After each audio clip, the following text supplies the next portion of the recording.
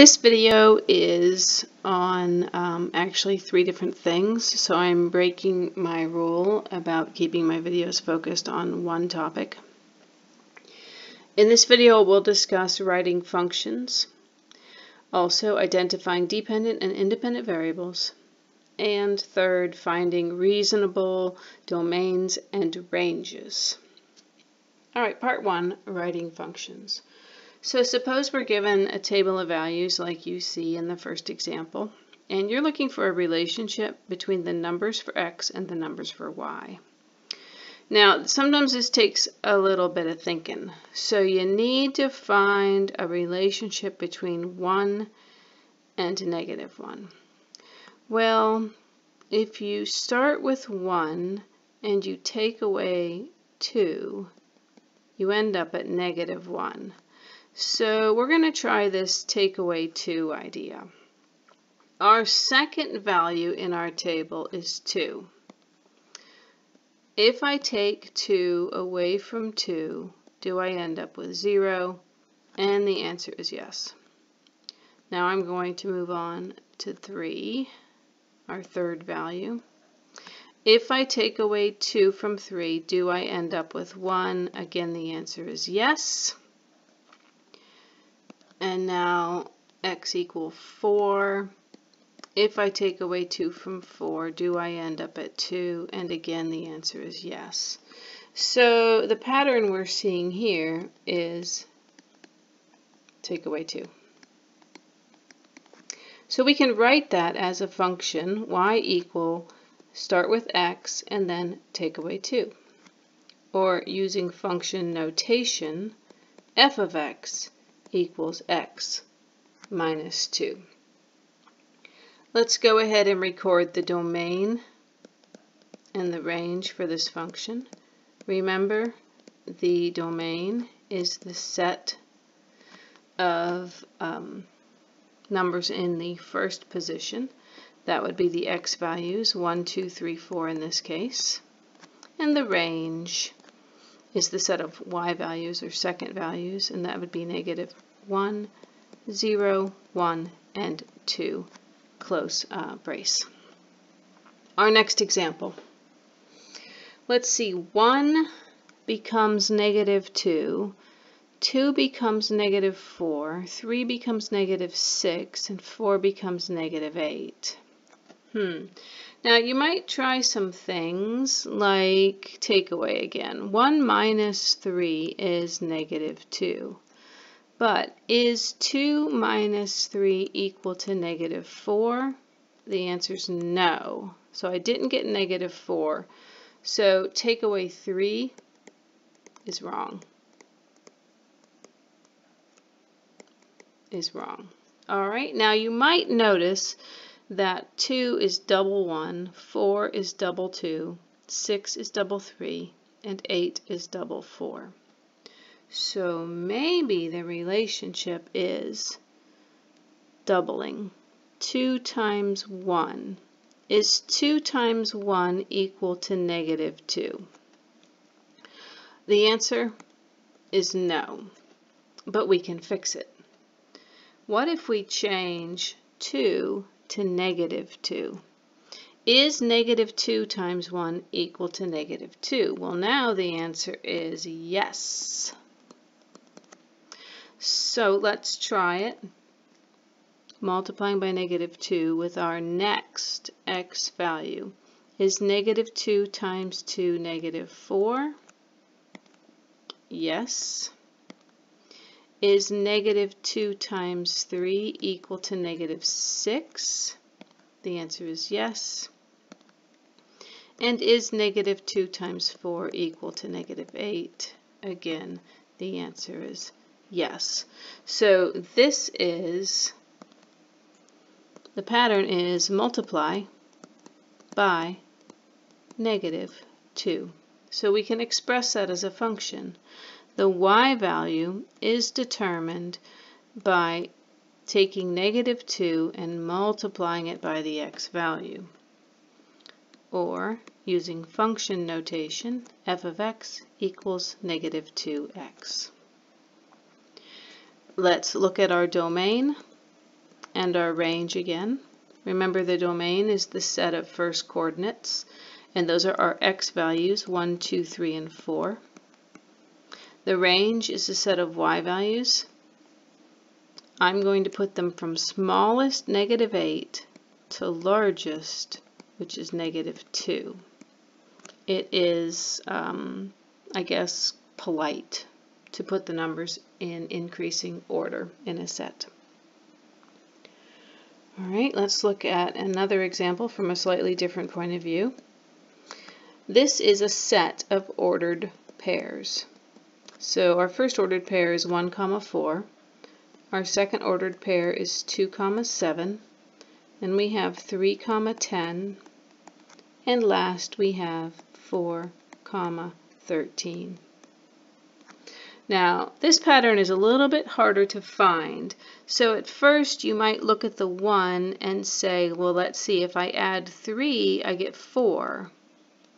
But when I try it with 2, adding 3, I get 5, but I'm supposed to get 7. So this is not the pattern. So add 3 is not the pattern. So then we might try, say, doubling. Let's double that 1 and then add 2. 2 times 1 is 2. 2 plus 2 is 4. So that works for the first one. But when I replace the 1 with a 2, am I going to get 7? 2 times 2 is 4. 4 plus 2 is 6, which is supposed to be 7, so that does not work either. So it's not double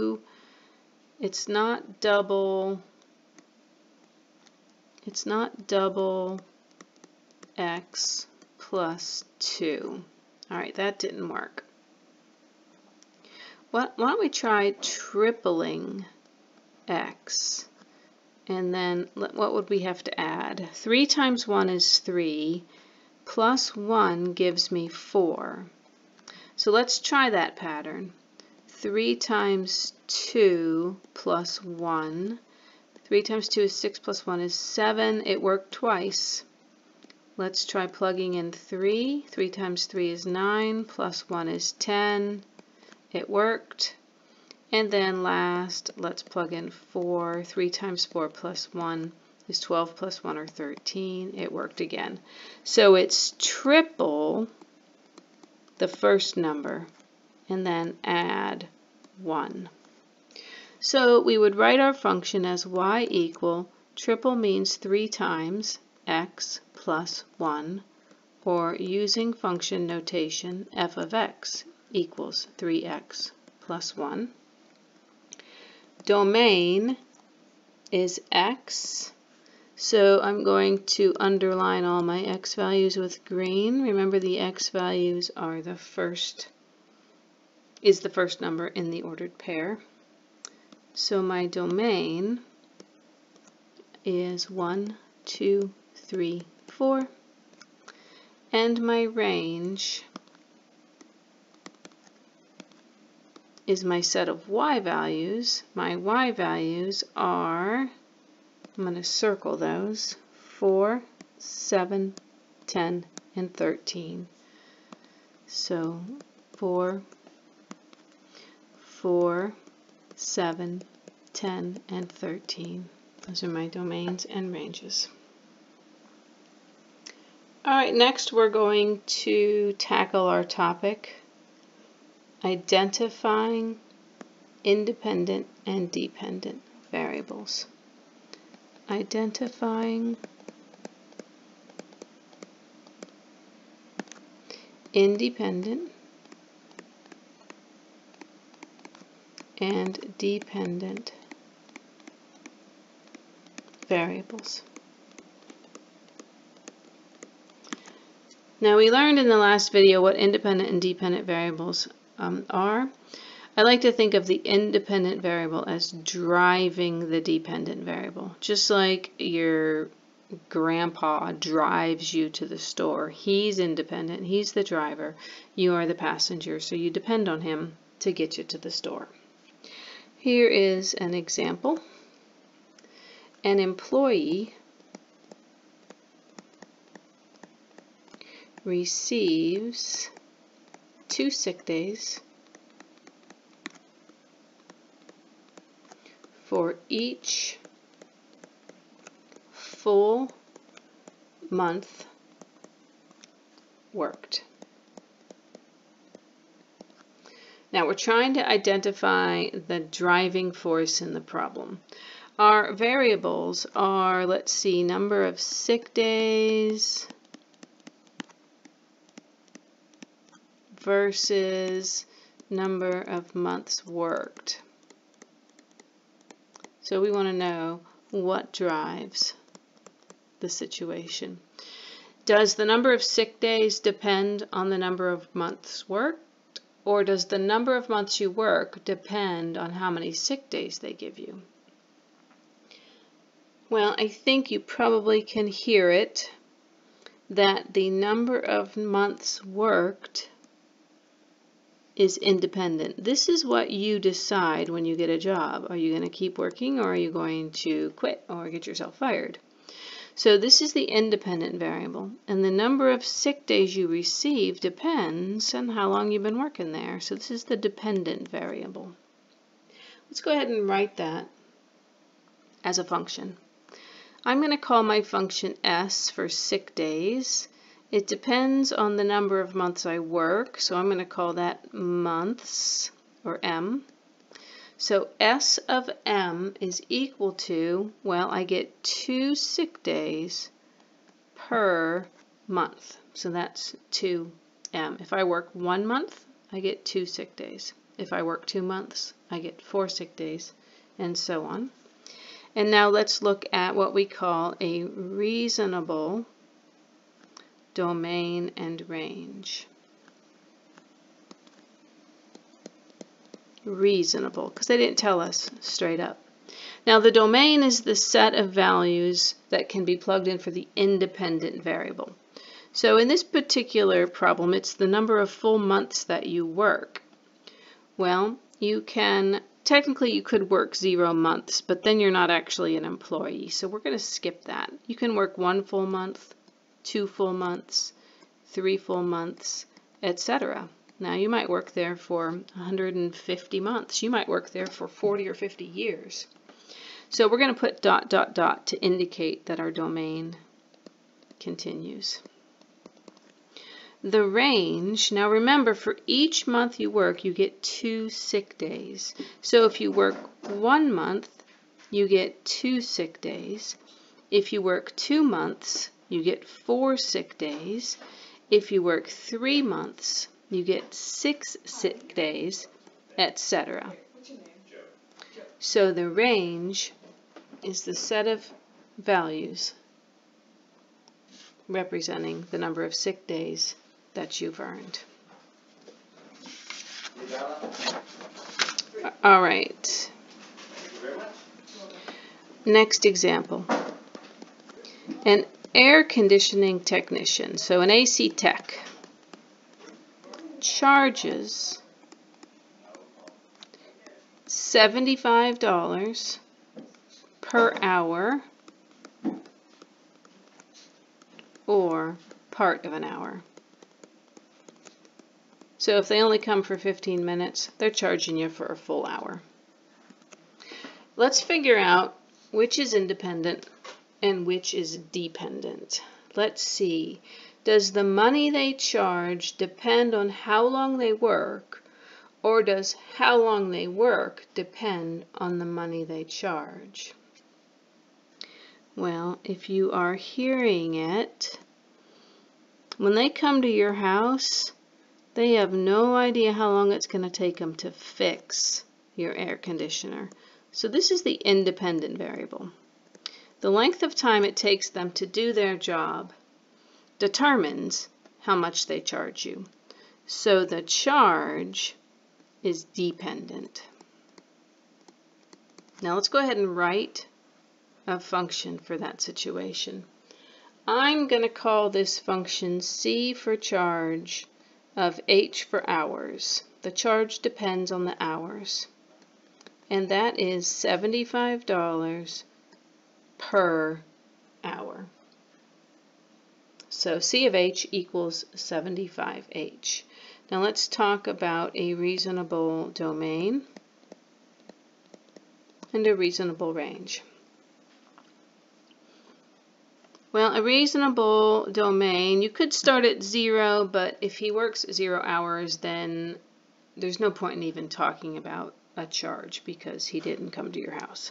So we're going to start our domain at 1 hour, or he might or she might take 2 hours or 3 hours, etc. Now there would be some upper limit to this, obviously, but we don't know what it is, so we're just going to put the ... Now remember, for each 1 hour, it's $75. So if the technician works 1 hour, then there's a $75 charge. If the technician works 2 hours, the charge will be $150. If the technician works 3 hours, then the charge will be $225, and so on. So those are my reasonable domain and range. Another example. A car has fuel efficiency of 30 mpg. Sounds like a little Nissan sedan or something. 30 miles per gallon. If the car has a 20-gallon tank, write a function for the distance the car can travel on G gallons of gas. So notice we're not saying that the gas tank is full. We're saying we have an unknown number of gallons of gas. So we're going to find the independent and dependent variable. We're going to find a function, and we're going to determine a reasonable domain and range. Now, our variables are distance traveled versus number of gallons of gasoline in the fuel tank. Distance versus number of gallons. Which one is independent? Which one is driving the other? Does distance tell us how many gallons we have, or does the number of gallons determine how far we can drive? Well, hopefully you can hear that the number of gallons of gasoline determines how far we can drive. So the number of gallons is the independent variable, and the distance traveled is the dependent variable. Now let's try to come up with an actual function. I'm going to call this function D, distance determined by G gallons, so D of G. Distance. A fuel efficiency of 30 miles per gallon. So for every 1 gallon, we can go 30 miles. So it's 30 times the number of gallons. 1 gallon, 30 miles, 2 gallons, 60 miles, and so on. The domain and range are going to be different than the domains and ranges we saw above, because this function is called continuous, but we'll talk about that in a later video. Now the domain of this function, remember the domain is number of gallons. So let's think about this particular car. What's the fewest number of gallons that you can have in your tank of your car. Well, 0 gallons. This particular car's tank can only accept up to 20 gallons. So it's 0 to 20, or using inequality notation, 0 is less than or equal to G is less than or equal to 20. Notice I'm using G as my independent variable. The range is distance. So how far can we go? Well, if we have 0 gallons of gas, we can go precisely 0 miles. However, if we have 20 gallons of gas and we have an MPG of 30, well, 20 gallons, 30 miles per gallon, that's 600 miles. So the range is 0 less than or equal to D less than or equal to 600. So notice this time our domain and range are expressed using inequalities. Okay, so I'm going to go back here for a second because I see that I combined identifying independent and dependent with reasonable domain and range. So let's do this. Identifying independent, dependent, reasonable, domain, and range. All right, well, this concludes this video on writing functions. Thank you for listening.